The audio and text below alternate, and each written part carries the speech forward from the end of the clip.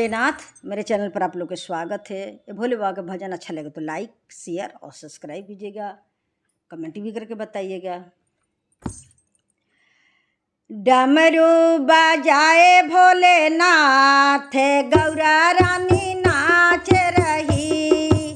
डमरू बजाए भोलेनाथ, गौरा रानी नाच रही। गौरा रानी नाच रही, गणपति के अम्मा नाच रही। गौरा रानी नाच रही, गणपति के अम्मा नाच रही। डमरू बजाए भोलेनाथ, गौरा रानी नाच रही। गौरा रानी पहनी सोने के टीका, गौरा रानी पहनी सोने के टीका।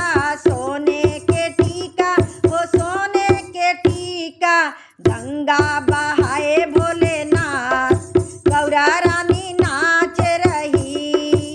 गंगा बहाए भोलेनाथ, गौरा रानी नाच रही। डमरू बजाए भोलेनाथ, गौरा रानी नाच रही।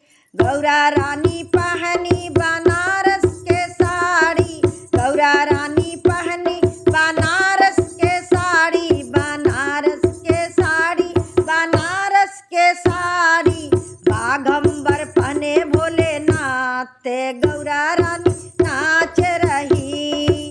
बाघंबर पहने भोलेनाथ, गौरा रानी नाच रही।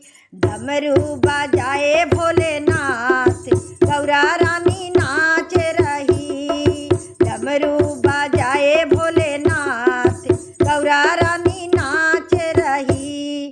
गौरा रानी पहनी सोने के हरवा, गौरा रानी पहनी सोने के हरवा।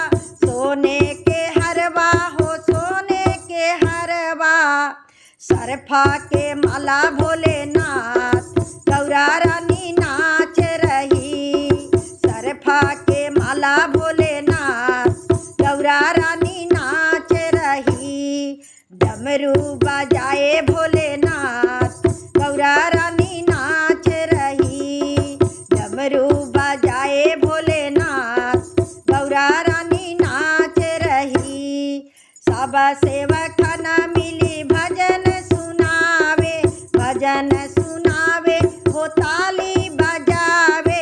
सब सेवक न मिली भजन सुनावे, भजन सुनावे हो ताली बजावे।